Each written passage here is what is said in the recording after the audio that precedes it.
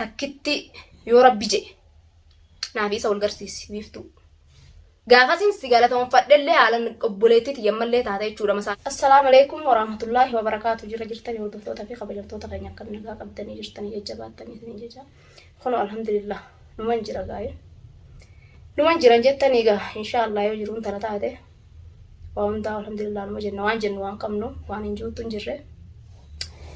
Kunoo gaa ilmaa kiyyallee guuradheetiin jira alhamdulillah rabbil aalamiin. Guuradhee jechuudha achi harrootaan gaanatti aartanii biiftuun loltee jettanii natti mufattanii arrabsitanillee waan na lolchiise jira malee akkanumatti hin lolle. Akkanumatti lafaa ka'ee hin lolle jechuudha ni beeytanii. Waan na lolchiises numa beeytan. Garuu dhugaadha duraanis anumaattu fuudhi jeeni garuu an duraanis fuudhuu isaa hin dinne akkuma gartan. Odoon gaa ittiin fuudha jiru akkuma gartan dubbii dila nu dhoksanii hijiba dila nu dhoksan san irratti ammas inni hin dhufuu numa ittiin miti reeshiin. Hin dhufuu odeettuu rabbiin irra na dhaabe jechuudha gaa kunoo. Alhamdulillah biinillee natti dhufee wajjumaan dhayna mana sanuu jee natti araaramee wajjiin dhufne jechuudhaas. Silaa ani ishii tuquudhaa hin deemu. Ani ishii tuquu hin deemu ishii. Ishilleen akka itti na aarsite qabdi malee akkan itti ishillee tuqeen qaba malee akkanumatti ishiin tuqnaan har'allee. Sababa Abrahaam jechuudha. Hinjiruu kana dura tattaa'anii haasa'utti jiran akkuma agartan san. Nu dura tattaa'anii haasa'utti ka wajjiin jiran siree duuba dabarsitee hinjiru jettee jechuudha. Hinjiru jettee akkasitti na darbee akkuma agartan sanitti fiigee kute jechuudha. Maal jechuudha akka isaa kun yaanni isaa maal godhaa fiiga? Maaliif fiiga? Taani yoo anumachitti tumuudha. Taani anumaattu gaa taani waa isa horaa taani ismaa waan godha taani taa ijeetuma gaana tas gabbeessa. Wanni inni fiigee kutuuf maalime? Abbaa ilmaaniiti inni kun itti dhufe ilmaanitti tayyee dhufe daani duraanuu dhufaatuma irra itti har'allee ishiin anuma sobde malee. Tayyaana gaa mitanis ishii keessatti hooma arge malee. Isin garuu biiftuun waan balleessiteen qabdu jettan wardaasii baalageedha dhugaadha. Akka inni itti baalageen ta'in ammoo waan ishiin na dhossitu kanaan na aarse. Isinillee yoo taate fira dhaabatu malaala. Hin dinne garuu duraanis an itti isitti isa fuudhu hin dinne. Na dhossanii qaata wal fuudhan. Na dhossanii wal fuudhan isaan. Ammoo ijoollee tana gisee fitus wardaa kottu ijoolleen irraa fuudhiin agarree abbaadhaa jettee fiidoo maru jirti. Hin agarree. Alhamdulillah haa galatoomtu hoccullee itti naa bittee nyaatallee nyaachiftee garuu abbaa san maaliif hin dhufnee jettee na dhossite. Ha godhee qabu masaniiwu eegaan aaran irraa facaase godhaniifis isaan godhaniif aaran aarma ishiin aaratti hoccuu sanillee irraa na facaasisiise. Waan ishiin na dhossite isuma girdoo duuba dabarsitee na dhossiteef jechuudha. Ha booda'u eegaa fiigee nu biraan bahe. Maaliif nu dhokata? Biinillee waa takka isan godhu. Dhiifama walumaan nuun juudhaa dhufe isaa waan kana oofuu meen mallaala jeetii akkuma dhugaa taateef soba taateef. Malee isa waa godhuudhaaf hin dhufne jechuudha. Anuma wajjin dhufe malee innillee. Garuu ammaan tana hin dhiisu anis. Ammallee jalatti hin godha. Biinuma sanuu jalatti godheetiin jira ammallee. Ni baasa waan isaan itti jiru guutuu ni baasa dhiisuudhaan taa'u ammallee isa. Biiftullee haga san kan itti na daddarbachiisee kan biiftullee harkaan na tuusisellee isa jechuudha ammallee. An dhalaadha yoo tasgabbaa'inaan jee inni gizee san na dhokatuu baatee tattaanii haasa'utti jiranii miti yoo ana waan fedhatee illee harka lamaa kanaa walitti achi na qabe anuma qabaa waa takka isa godhuun tolu ani. Yoo inni waan na godhe malee. Waa takka isa godhuun tolu jechuudha. Wanni inni anta duraan na beeku fiiguuf maaltu jira? Maali jecha fiiga?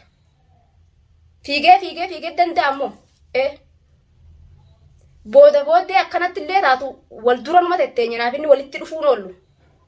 Akkanatti naftu'ee namni hiikallee taatu wal dura dhufee walii haa adda ba'ullee taatu wal dura dhufee adda ba'a malee akkanuma wal dheessee addaaniin hafu jechuu kisha. Silaan akkuma inni itti yaaduun na dhibeewu. Hayaa fiigee kutee ammas. Akkamittiin argee itti dubbadha. Akkamittiin dubbatu natti eega. Dhufee natti dhufee akkana jeesillee hin fedhu sillee hin barbaadu yoo jees. Ijoollees akkuma hin jeesani. Yoo fedhe haa fudhatu jee. Yoo fedhin ammoo dhiisee anuma biratti illee haa mashruufatu jee.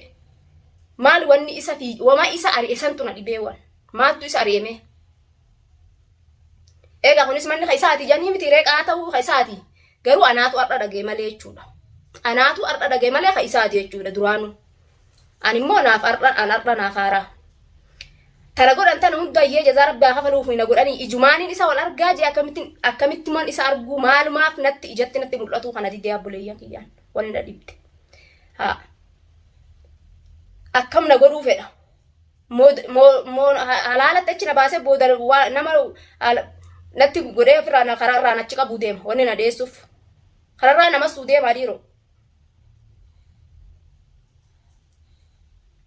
ajaa'iba waan nama dhibu jechuudha waan nama ajaa'ibu garuu an dhiifama naa godha warreettan natti aartanillee natti naarina yaa abbuleeyyan kiyya dhuguma hinaaffallee wama jiru hinaaffaasanillee hayyee duraan sitti fuudha jeeni bar waan hinaafuun qabu hinaafullee gaduman obsa malee garaa kiyya keessatti ciniinnadha malee bayeen dubbadhu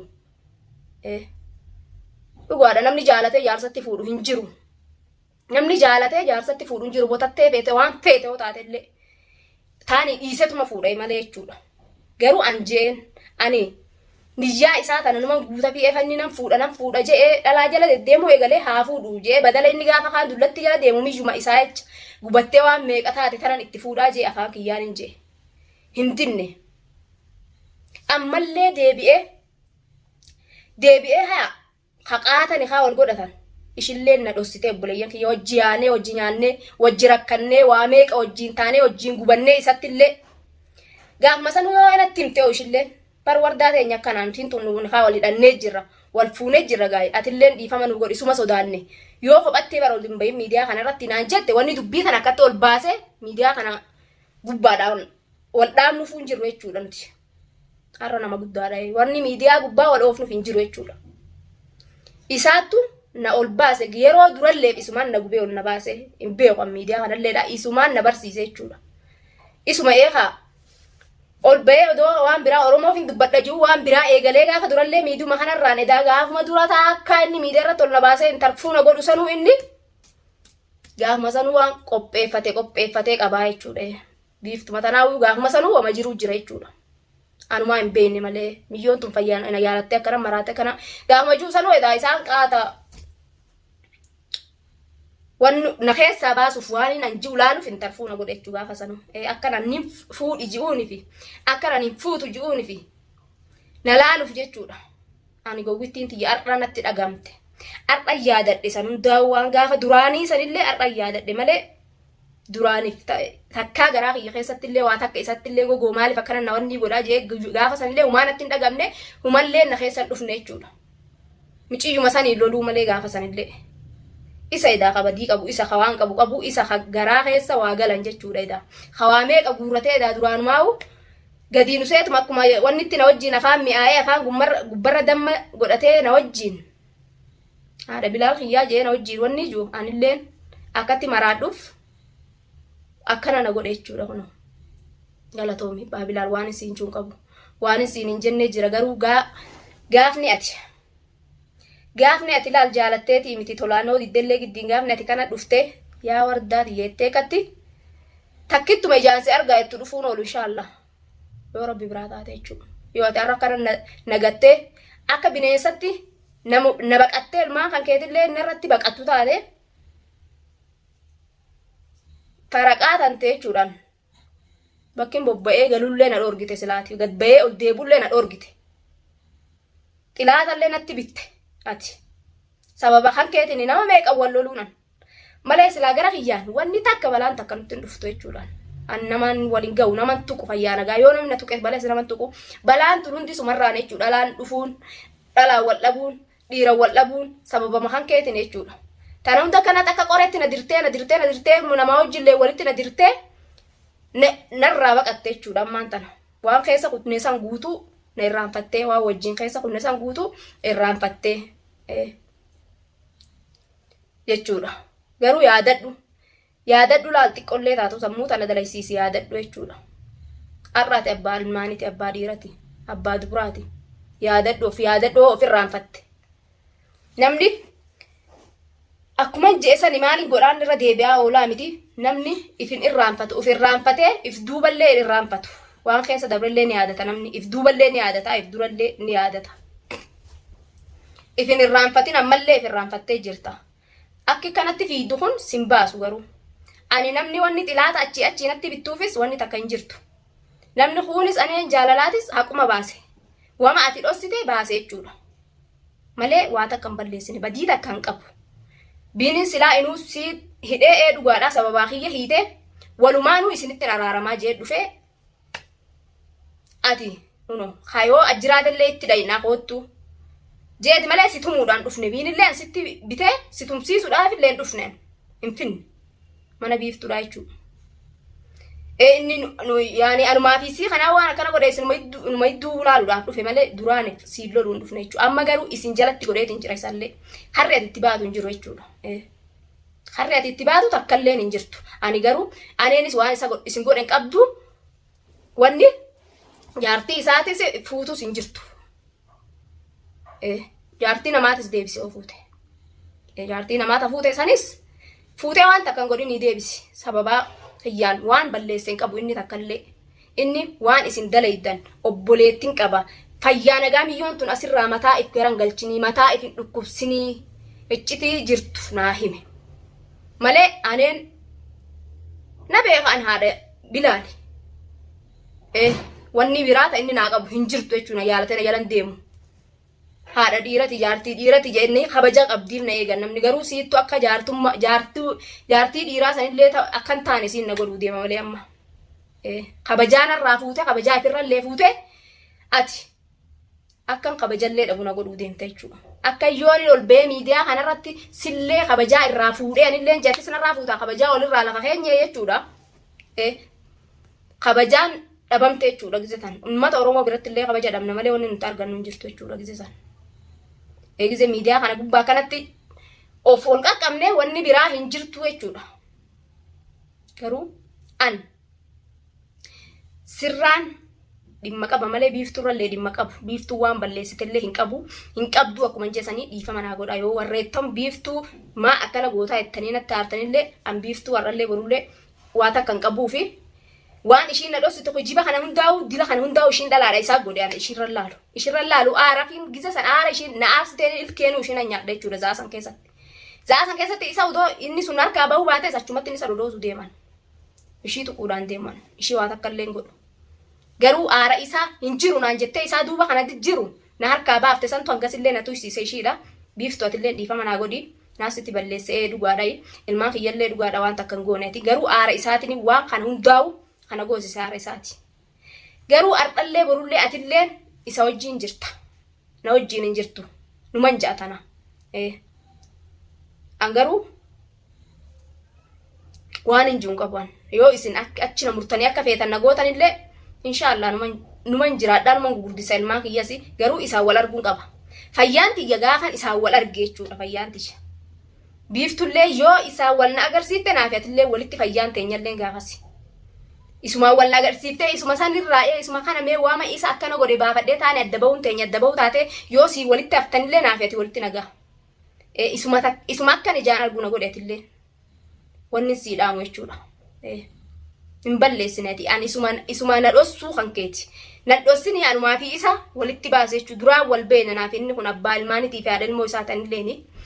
Fiiguu kanarra teessisimee isallee dhanallee yaami walumatti naafi inni haa wal agarreetuma waliin dubbanna jechuudha. Laa an sin barbaadu si quufetin duraanuu dhalaa meeqa akkana sirraan naannessu jiraasin jibbee yoo jees. Qarraa gabbuusetuman anis taa'ee ilmaan kiyya guddifadha jechuudha ni masruuffatan irratti ilmaan kiyyallee facaasu arra boota. Ha facaasee saniifu sheena.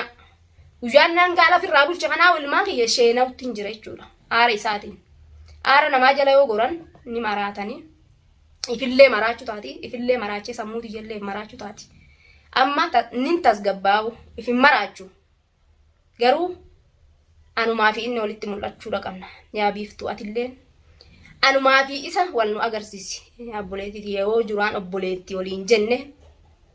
Nattillee garagaltu ansitti garangalu garuu aaran na lolchiisa ni beeyta atillee yoo si taatellee yoo na taate akkam ji'i.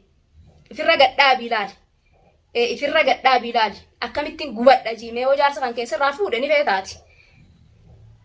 Abbummaan fedhee warroottan dhalaa taatammee naa hima. Warroottan dhalaa taatan namnumti jaarsan jaalateetuma fuudhi. Jiruun ni jira.